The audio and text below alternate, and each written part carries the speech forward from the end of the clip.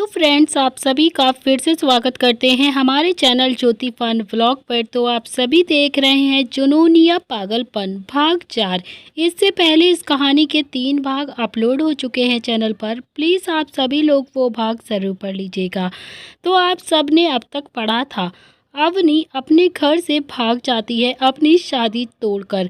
इधर अवनी के डैड महेश जी पूरे मनाली में उसे ढूंढ रहे हैं पागलों की तरह। इधर अवनी की मुलाकात रणवीर के साथ हो जाती है और उन दोनों के बीच काफ़ी ज़्यादा नज़दीकियाँ आने लगी हैं। अवनी को भी रणवीर का साथ बहुत ज़्यादा पसंद आने लगा है। अब देखते हैं आगे। दोपहर का वक्त था। रणवीर ने अवनी को चेयर पर बिठाया और खुद भी उसी के पास वाली चेयर पर आकर बैठ गया। रणवीर अक्सर डाइनिंग टेबल के हेड चेयर पर बैठा करता था, मगर आज उसके पास अवनी थी, इसीलिए वो अवनी के साथ वाली सीट पर बैठ गया। अवनी ने देखा कि टेबल पर तरह तरह के पकवान रखे हैं। तभी किचन से मीना आंटी आते हुए बोली और उनके हाथ में भी एक ट्रे थी। उनके हाथ में कुछ सर्वेंट भी थे जिनके हाथों में भी कुछ ना कुछ था। मीना आंटी ने सर्वेंट से कहा कि इसे यहीं पर रखो और बाकी की डिशेज लेकर आओ। अवनी की नज़र तो उस खाने पर ही थी। उसने ध्यान भी नहीं दिया कि मीना आंटी वहाँ पर आई हैं। सॉरी बेटा, हमें पता नहीं था कि आपको क्या क्या पसंद है, इसीलिए हमने जो भी अच्छा लगा वो सारी चीज़ें बना दिया है। अवनी अपनी नज़रें आवाज़ की दिशा में ले गई तो उसे एक औरत दिखाई दी। उस औरत ने पीले कलर की साड़ी पहन रखी थी। देखने में काफ़ी सुंदर और सभ्य समाज की महिला नज़र आ रही थी। अवनी बोली कि आप कौन हैं? तभी मीना जी ने बोला कि बेटा, हमारा नाम मीना है, हम रणवीर बेटे की नानी हैं। जब से रणवीर पैदा भी नहीं हुआ था तब से हम उनके साथ यहाँ पर हैं। अवनी बोली कि क्या आप यहीं रहती हैं? मीना जी ने बोला कि हाँ बेटा, हम यहीं पर रहते हैं और अब आप भी यहीं पर रहने वाली हैं। अवनी नादानी से बोली, क्या ये सारा खाना हमारे लिए है?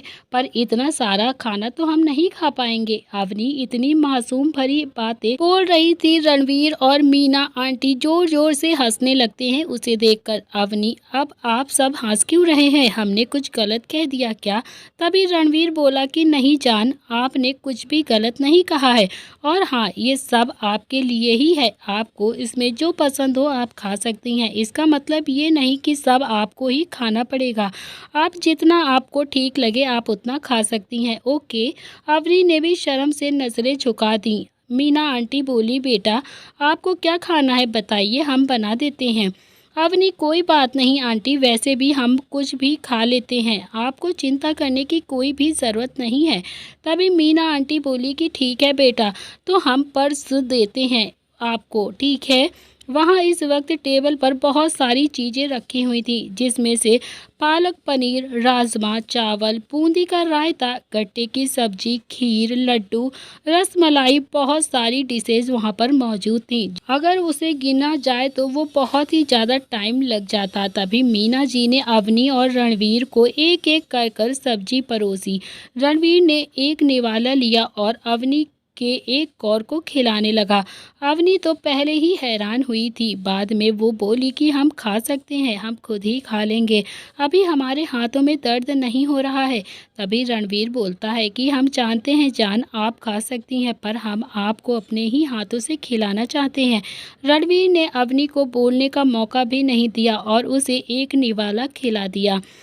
अवनी ने भी मुंह बनाकर खा भी लिया। जैसे ही वो बोलने को होती है तभी रणवीर उसे फिर से एक निवाला खिला देता है और खुद भी खाता है। रणवीर और अवनी का ये सारा सिलसिला खाना खत्म होने तक चलता रहा। प्लेट का पूरा खाना खत्म होने के बाद रणवीर बोला, जान आप कुछ और भी खाना चाहेंगी क्या? अवनी हाँफते हुए बोली, जी नहीं, बहुत हो गया है आज हमारा खाना, अब हमसे कुछ और नहीं खाया जाएगा। तभी रणवीर मुस्कुराते हुए बोला कि ठीक है जान, और वहाँ से अपनी चेयर से उठा और अवनी को भी अपनी गोद में उठा लिया। इस पर अवनी बोली कि आप हमें कहाँ लेकर जा रहे हैं? रणवीर ने जवाब दिया कि लिविंग रूम में। अवनी बोली कि आप हमें पुलिस स्टेशन लेकर चलिए, हमें हमारे सामान की कंप्लेंट करनी है। हमारे पास मेरा सामान नहीं है। तभी रणवीर बोला कि आपको कहीं भी जाने की ज़रूरत नहीं है जान। अवनी बोली कि पर हमारा सामान। रणवीर ने कहा कि आप बस देखिए हम क्या करते हैं। अवनी हैरानी से बोली कि आप क्या करने वाले हैं। रणवीर ने कहा कि जान वो आपके लिए सरप्राइज है। बातें करते करते वो लोग लिविंग एरिया में आ गए। वहाँ का नज़ारा देखने के लायक था। अवनी बोली कि आपका घर कितना बड़ा है, हम अगर कहीं खो गए तो। रणवीर को अवनी की इस बात पर हंसी आ गई और वो बोला जान आप कहीं भी नहीं खो सकती हैं। अगर आप खो भी गई ना तो हम हैं ना आपको ढूंढने के लिए, फिर आप खो कैसे सकती हैं। रणवीर ने अवनी को लिविंग एरिया के बड़े से सोफे पर बैठा दिया और अपनी जेब से मोबाइल से किसी को मैसेज भेजा। रणवीर वहीं अवनी के पास आकर बैठ गया। उसने अपना एक हाथ अवनी की कमर पर रखा और उसे अपनी तरफ खींचा। अवनी ने भी रणवीर को एकटक देखते हुए कहा कि आप ये सब क्या कर रहे हैं। इस पर रणवीर अपनी गर्दन अवनी के गाल के पास लेकर गया और बोला जान आप इस साड़ी में बहुत ही ज़्यादा क्यूट लग रही हैं। आपको पता है हमने कब से अपने आप को रोक रखा है। अवनी रणवीर की बातों में मदहोश हो रही थी। उसकी धड़कनें एकदम से बढ़ने लगीं। उसे रणवीर की गर्म सांसें अपनी गर्दन के ऊपर महसूस हो रही थीं। उस वक्त वहां पर मौजूद नौकर तो एकदम से चौंक ही गए कि उनके मालिक किसी लड़की के साथ हैं, वो भी इतने पास। सारे नौकर मुस्कुराए और फिर वहां से चले गए। रणवीर के सभी नौकर वेल ट्रेंड थे पर उन्हें किसी तरह की गॉसिप करने की इजाज़त नहीं थी। रणवीर ने अवनी से कहा कि जान आपकी धड़कनें क्यों बढ़ रही हैं, क्या आपको कुछ फील हो रहा है क्या। रणवीर की आवाज़ एकदम मैग्नेटिक की तरह थी। अवनी उसकी बातों से बहक रही थी। उसने डरते हुए कहा कि कोई आ जाएगा, आप दूर हटिए हमसे। तभी रणवीर बोला क्यों जान, क्या आपको अच्छा नहीं लग रहा है। अब अवनी कैसे बताए कि उसकी हालत क्या है इस वक्त, वो तो वही जानती थी। अवनी की अचानक नज़र बाहर की तरफ गई। उसने देखा कि कोई अंदर आ रहा है तो उसने रणवीर से कहा कि देखिए कोई आ रहा है, छोड़िए हमें, कोई देख लेगा। रणवीर को किसी के कदमों की आवाज़ आ रही थी तो उसने भी अपनी गर्दन अवनी से थोड़ा सा दूर निकाली और अवनी से कहा कि जान आ गया आपका सरप्राइज़, क्या आप रेडी हैं देखने के लिए। अवनी की आंखों में खुशी और हैरानी साफ नजर आ रही थी। तभी अमन और विकी अंदर आए। अवनी ने कहा कि ये तो वही लोग हैं ना जो कल रात को आपके साथ थे। रणवीर ने कहा कि हाँ ये वही हैं। अवनी बोली कि क्या ये दोनों हमारा सरप्राइज़ हैं। रणवीर ने इस पर जवाब दिया कि जी नहीं, ये आपका सरप्राइज़ नहीं है, आपका सरप्राइज़ कुछ और ही है। क्या आप रेडी हैं आपके सरप्राइज़ के लिए। अवनी ने चहकते हुए और थोड़ा कन्फ्यूज़न से बस हाँ में अपना जवाब दे दिया। रणवीर उठा और अमन से कहा कि क्या सब रेडी हो गया है।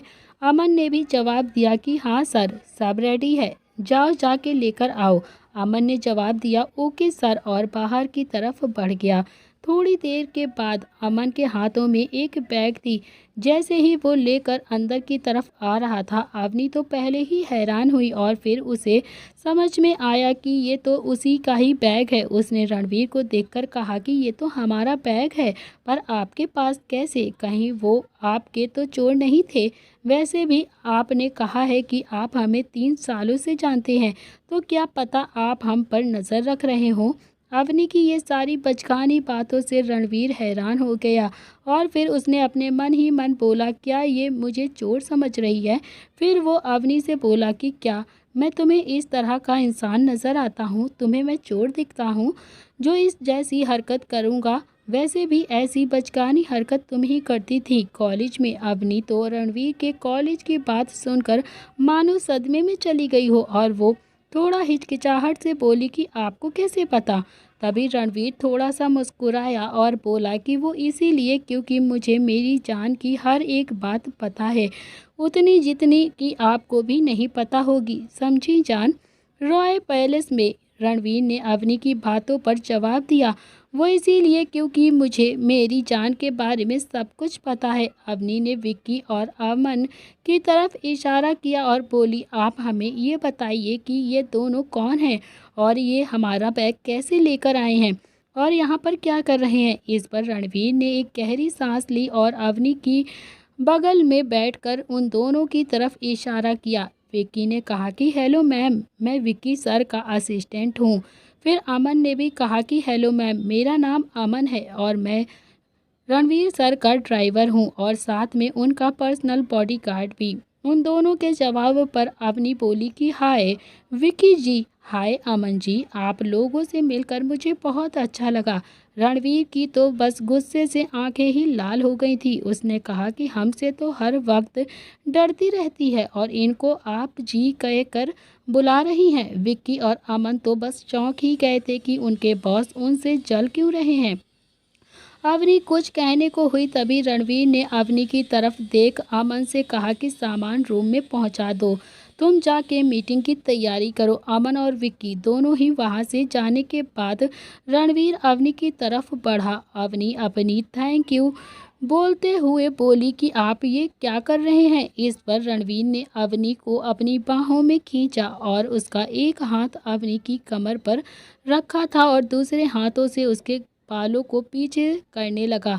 अवनी ने डर से अपनी आंखें बंद कर ली। रणवीर ने अपनी हल्की आवाज़ में कहा, जान जान अपनी आंखें खोलिए। आपने अपनी आंखें क्यों बंद कर ली हैं। Open your eyes my love, वरना आप नहीं जानते कि हम क्या करेंगे।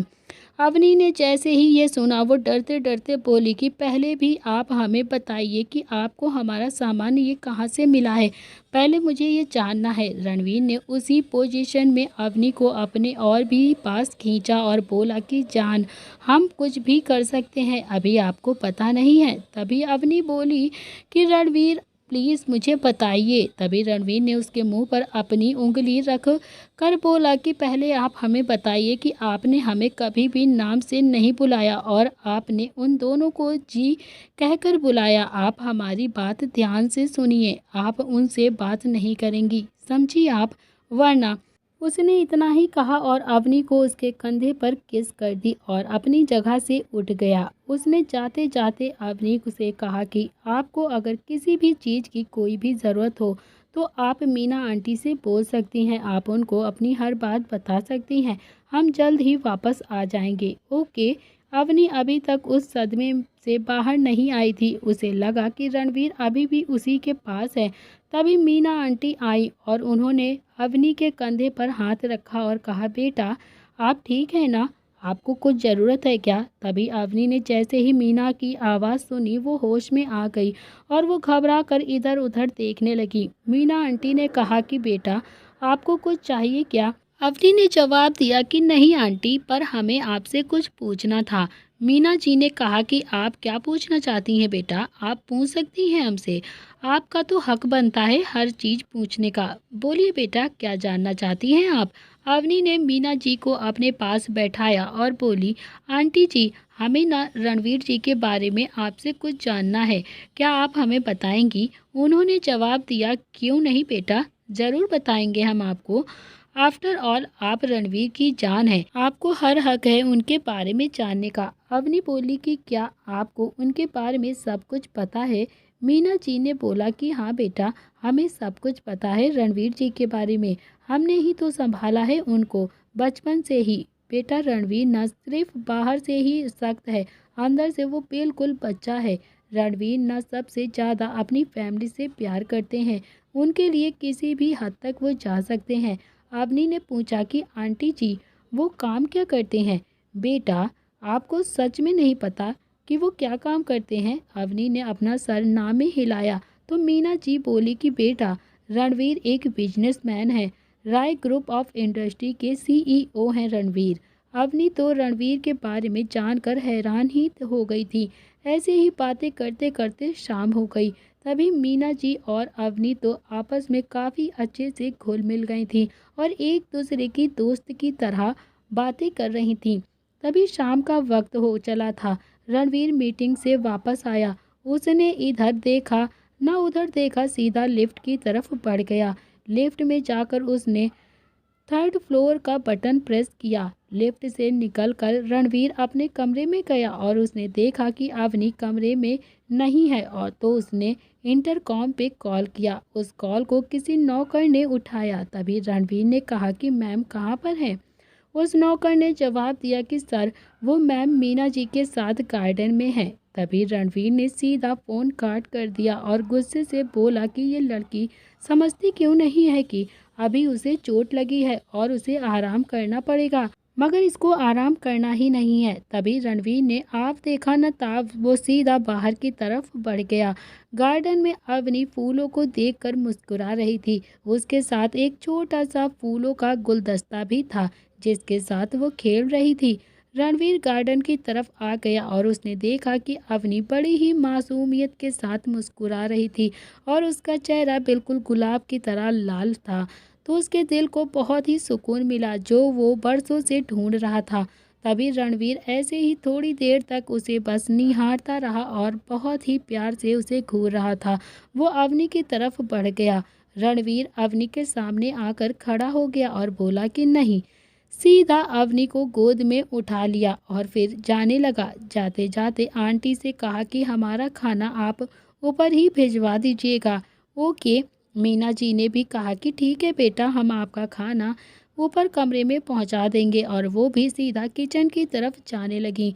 तो अवनी जो रणवीर को देखकर काफ़ी ज़्यादा हैरान थी, वो बस टकर टकर उसे देख रही थी। रूम में रणवीर ने अवनी को बेड पर आकर लिटाया और खुद उसके ऊपर लेटकर अभी अवनी सीधा लेटी हुई थी, पर रणवीर ने अपना आधा भार अपनी कोहनी पर डाला हुआ था।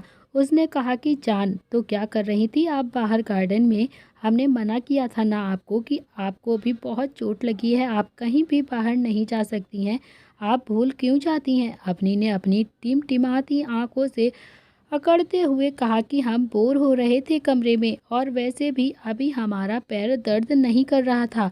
तभी रणवीर ने अवनी की बातों पर एक ऐब्रो उचकाकर कहा कि वो तो आप अभी ठीक ठीक कर रही हैं, फिर आपको कोई प्रॉब्लम नहीं होनी चाहिए, समझी आप? अवनी ने कन्फ्यूज़न से देखा तो रणवीर ने अवनी को एक बार देखा और अपने सख्त होंठ अवनी के नरम होठों पर रख दिए। उनकी किस अभी स्टार्ट भी नहीं हुई थी कि तभी अचानक ही रणवीर के मोबाइल की रिंग बजी। पहले तो उसने उसे इग्नोर किया, पर बार बार बजने से उसे बहुत ज़्यादा गुस्सा आ गया और फिर उसने अवनी को छोड़ दिया और कॉल चेक करने लगा। पर जैसे ही उसने मोबाइल पर शो हो रहे नाम पर नज़र डाली तो रणवीर अभी तक जो बेड से नहीं उठ रहा था वो फिर पलटा और अवनी से बोला कि जान आप खाना खा लेना, हमें कुछ इम्पोर्टेंट काम है तो हम अभी आपके साथ नहीं रह सकते और हमें अभी यहाँ से जाना होगा। रणवीर ने बस इतना ही कहा और बेड से उठा। उसने अवनी के गाल पर छोटी सी किस की और बाहर की तरफ निकल गया। रणवीर के जाते ही अवनी ने गहरी सांस लेना शुरू कर दिया, मानो जैसे उसने कब से रोक रखी हो अपनी सांसों को, और वो लंबी लंबी सांसें लेने लगी। अवनी की छोटी छोटी आंखें जो अभी बंद थी वो बड़ी हो गई। फिर वो बोली, बच गई तू आज अभी, नहीं तो ये शैतान आज तुझे खा ही जाता। अवनी अपने आप में ही अभी गुम थी कि तभी डोर पर नॉक हुआ। अवनी ने दरवाजे की तरफ देखा तो वहाँ पर अभी मीना आंटी खड़ी हुई थी और उनके हाथ में खाने की थाली भी थी। तभी अवनी ने कहा कि आंटी आप। मीना जी बोली कि बेटा रणवीर ने आपके लिए खाना भेजा है, आप इसे खा लीजिए। अवनी ने भी बस हाँ में अपना सर हिला दिया। आंटी जी ने भी खाना वहाँ पर रखा और मीना भी वहाँ से चली गई।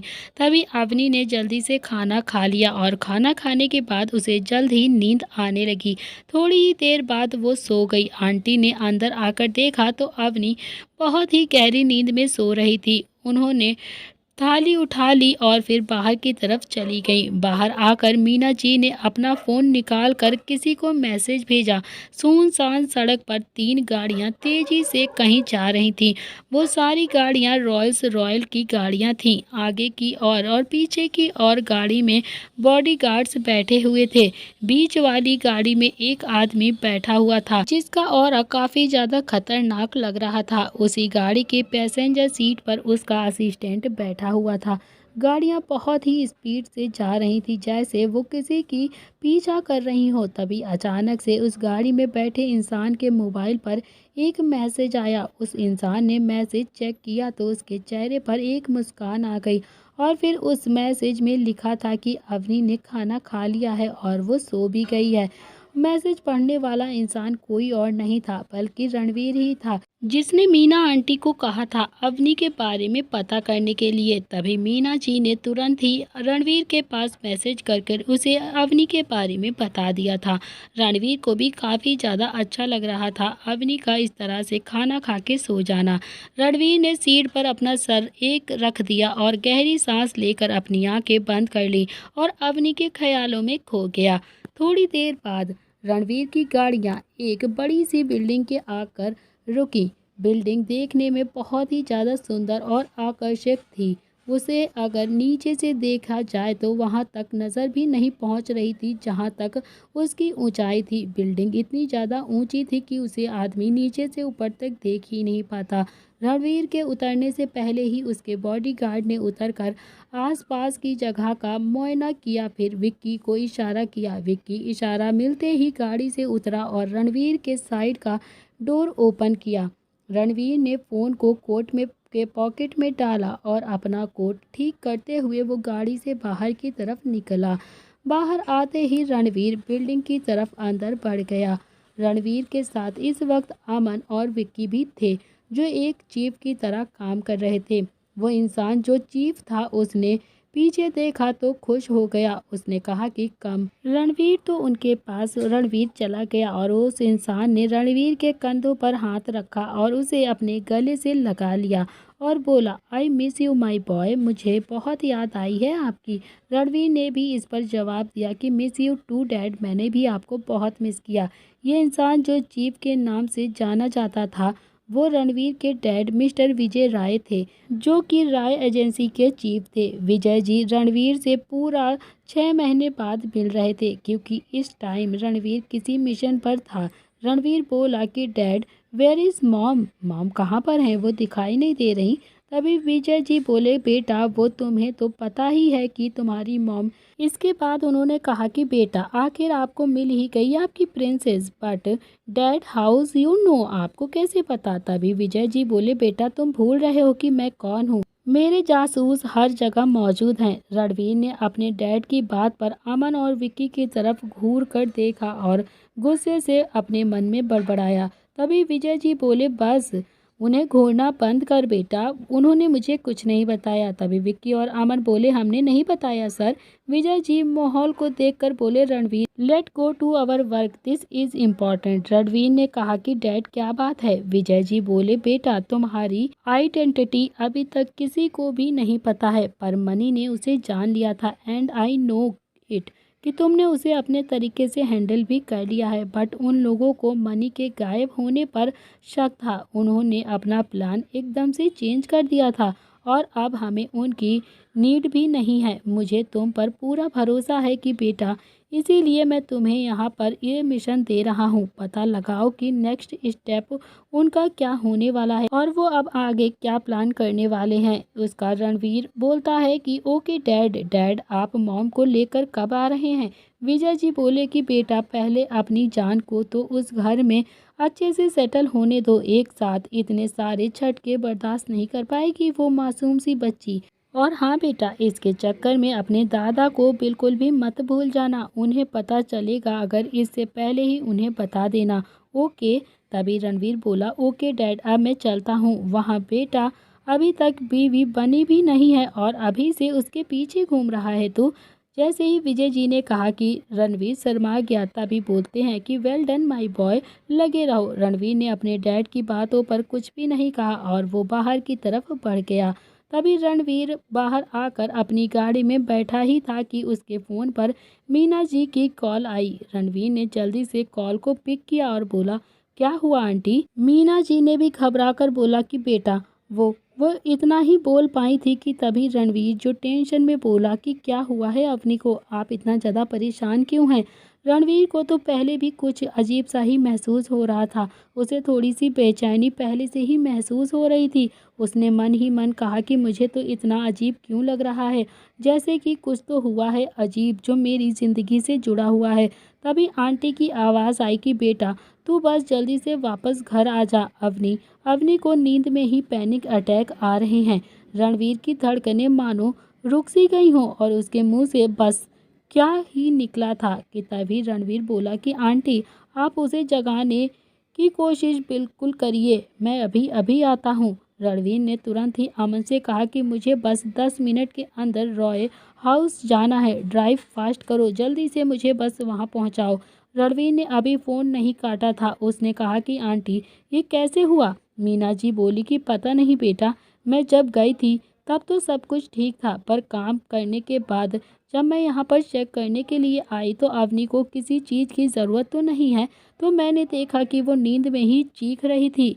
मैं उसके पास गई तो उसे जगाने की कोशिश की तो वो उठ ही नहीं रही थी। मुझे समझ में नहीं आया कि मैं क्या करूं और मुझे बहुत ही ज़्यादा टेंशन हो रही थी, तो मैंने तुम्हें कॉल कर लिया।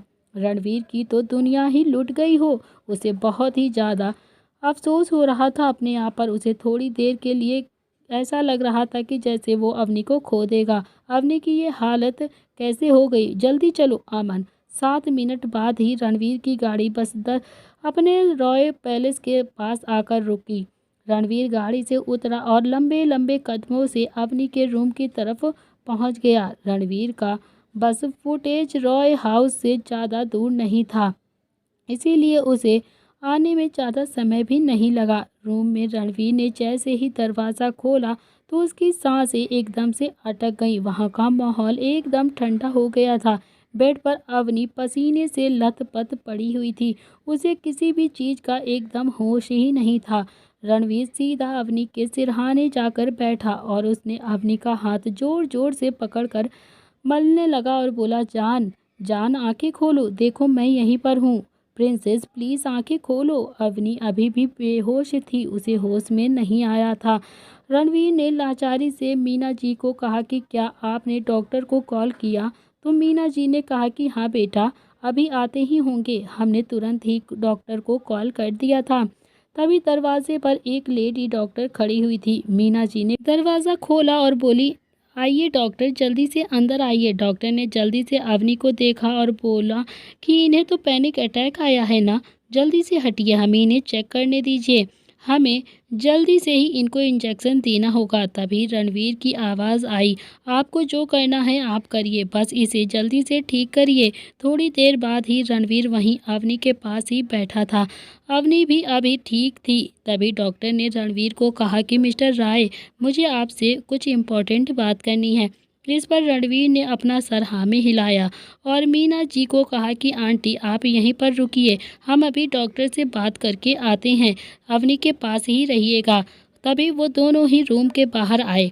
रणवीर ने कहा कि बोलिए डॉक्टर, आपको क्या बात करनी है, क्या अवनी को कुछ प्रॉब्लम है। इस पर डॉक्टर बोली, देखिए मिस्टर राय, ये कोई मामूली अटैक नहीं था, उनके दिमाग पर काफ़ी ज़्यादा गहरी यादें हैं जिस वजह से उन्हें ये अटैक आया है। वो काफ़ी ज़्यादा सोच रही हैं और परेशान है अंदर से, आपको पता लगाना पड़ेगा। और हाँ, हो सके तो उनका एक बार पूरा सा अच्छे से चेकअप करवाइए ताकि हम उस हिसाब से ही उनका ट्रीटमेंट कर सकें। मिस्टर रॉय, आई होप कि you understand, please take care her. अब मैं चलती हूँ। तभी रणवीर ने इस पर बस अपना हाँ में सिर हिला दिया और अपनी नज़रें नीचे झुका ली और रूम के अंदर आ गया। रणवीर अवनी के पास आया और उसके पास बैठकर उसके माथे पर किस करता है और बोला कि आंटी आप जाइए, आराम करिए, मैं हूँ अवनी के पास। ओके, आपको परेशान होने की अब ज़रूरत नहीं है। मीना जी बोली कि ठीक है बेटा, टेक केयर हर। और वहाँ से वो चुपचाप चली गई। रणवीर ने अवनी के गाल पर छोटी सी किस की और फ्रेश होने के लिए चला गया। बाहर आकर उसने अवनी को देखा जो साड़ी में ही थी। उसने कहा कि इसने कपड़े भी नहीं बदले थे, बताओ क्या करूं मैं इस लड़की का। रणवीर अवनी के पास आया और वहीं उसके बाजू वाली साइड में लेट गया। उसने अवनी को कस के अपनी बाहों में भरा हुआ था और अपनी आंखें बंद कर लीं। रणवीर को आज हुए इंसिडेंट से काफ़ी कुछ सोचने पर मजबूर कर दिया था। उसे बहुत ही ज़्यादा बुरा लग रहा था अवनी के बारे में सोचकर। वो अपने मन ही मन बोला कि जान, आप कितनी ज़्यादा तकलीफ़ें सह रही हैं और हमें कुछ पता भी नहीं है और हम कुछ कर भी नहीं पा रहे हैं। अब ऐसा नहीं होगा, हम आपकी सारी तकलीफ़ें दूर कर देंगे, हम आपके सारे दुखों को मिटा देंगे और आपको हर वो खुशी देंगे जो आप चाहती हैं। हम आपको इतना ज़्यादा प्यार करेंगे कि आप सिर्फ हमें याद रखेंगी और कुछ भी चीज़ आपको याद तक नहीं रहेगी। अवनी अभी भी बेहोश थी, उसे होश ही नहीं था। रणवीर बस अपनी बाहों में अवनी को लिए महसूस कर रहा था, उसे बहुत सुकून मिल रहा था।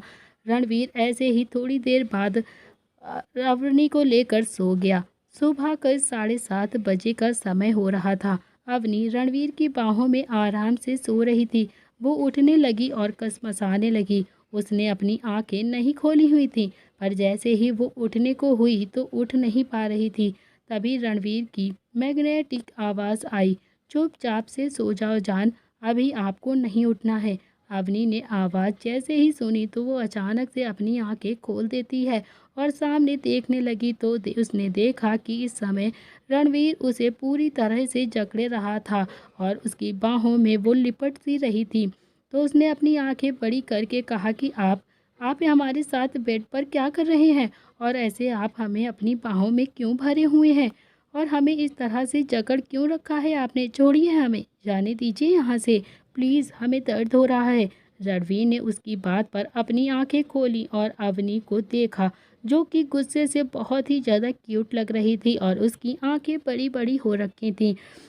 उसने ना जाने उसके दिमाग में क्या क्या आ रहा था। तभी अवनी के होंठों पर उसने छोटी सी किस की और बोला कि good morning my love, I love you.